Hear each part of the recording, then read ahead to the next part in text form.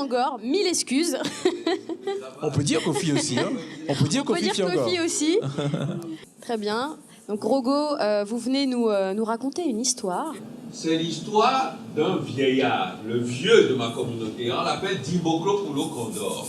Et ce vieux, lorsqu'il quitte sa maison, il se dirige sur la place du village où il y a un grand arbre qu'on appelle l'arbre à palabre. Et là, il y a un monsieur qui annonce aux populations que Dimbokro Pulo Condor va aller les accueillir. Il les invite avec ce son. Tingongongo, tingongongo, tingongongo, tingongongo. Tingongongo, tingongongo, tingongongo, tingo. Et là, tous les habitants, ils prennent des nattes, des chaises, des tabourets. Ils viennent s'asseoir autour de Dimbokro Pulo Condor et il les accueille. Il les accueille avec des proverbes. Il leur dit que le chemin à travers la forêt n'est long que lorsqu'on n'aime pas la personne à qui on rend visite. Il les accueille en leur disant que le bruit de l'eau ne fait jamais peur aux petits poissons dans la mer.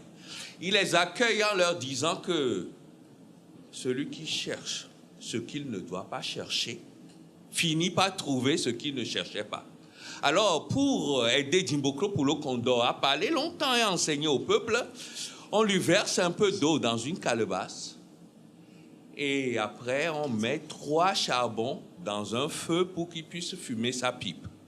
Et pendant qu'il est là et qu'il enseigne la sagesse des anciens, les récits, les mythes, les proverbes, la tradition, aux gens devant lui, on voit arriver un jeune habillé en rayon, qui se met là devant Dimbokro Pulo Condor et qui lui dit: Dimbokro Pulo Condor, je suis descendu de ma montagne pour te poser 2 questions qui me torturent l'esprit. Dimbokro Pulo Condor lui dit: mon fils, pose tes 2 questions. Et le jeune homme lui dit: première question de Dimbokro Pulo Condor, définis-moi la vie, qu'est-ce que c'est que la vie? Le vieillard gratte ses cheveux tout blancs, il tire sur sa barbe blanche et lui dit: mais mon fils, la vie, c'est l'espace de temps qui sépare la naissance de la mort. Mais il lui ajoute ceci de philosophique: la vie, c'est la première inconscience du chaos et le dernier chaos de la conscience. Le jeune homme, il est ébloui, il n'a pas tout compris. Il a dit: deuxième question. Pour sa deuxième question, de ses doigts crus, il attrape un charbon dans le feu du vieillard et il trempe ce charbon dans l'eau fraîche de l'aïeux. Et quand le charbon s'éteint dans l'eau, il fait le bruit chut. Et il lui demande, Dimbokro Pulo Condor, toi qui te dis sage, dis-moi, entre la braise et l'eau, lequel des deux a fait le bruit chut que nous venons d'entendre?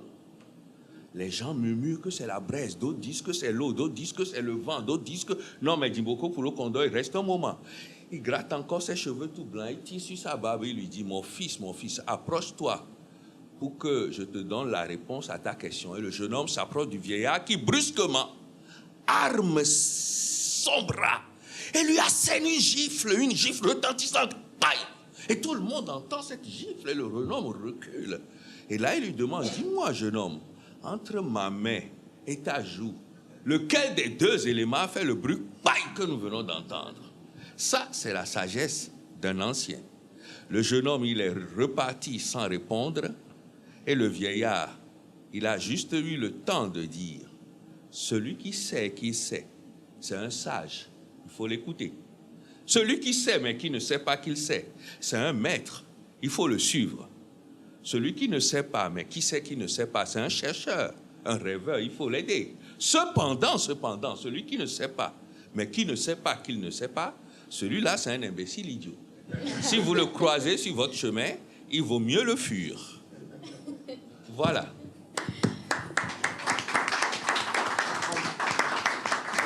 Prenez place.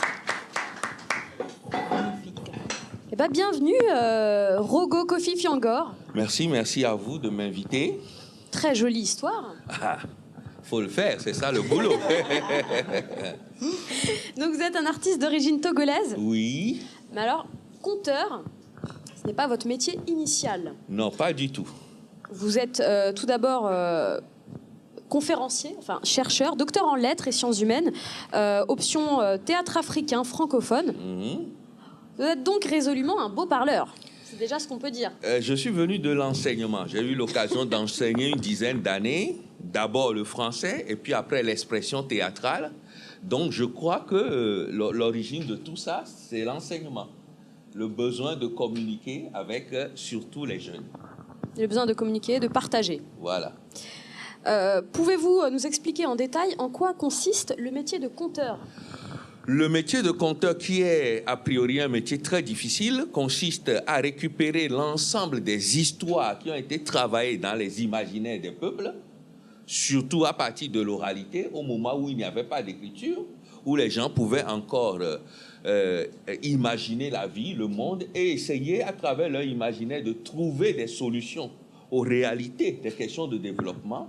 Eh bien, tous les peuples du monde ont ainsi fabriqué, à travers des histoires, des réponses à des questions. Aussi bien les questions les plus banales que les questions existentielles.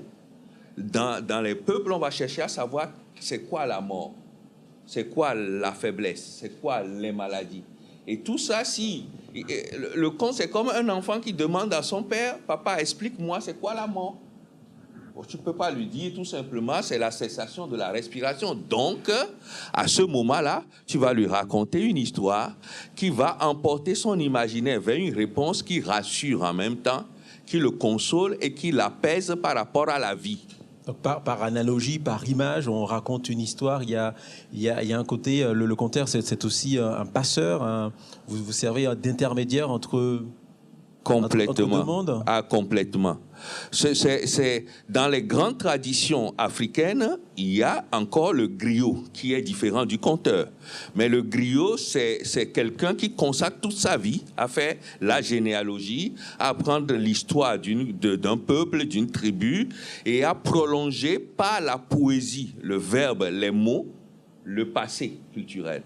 Eh bien, le conteur, c'est celui qui, sans être griot, qui est une tradition de père en fils, celui qui récupère l'ensemble de ses connaissances et qui en fait un métier de transmission et de passage, absolument.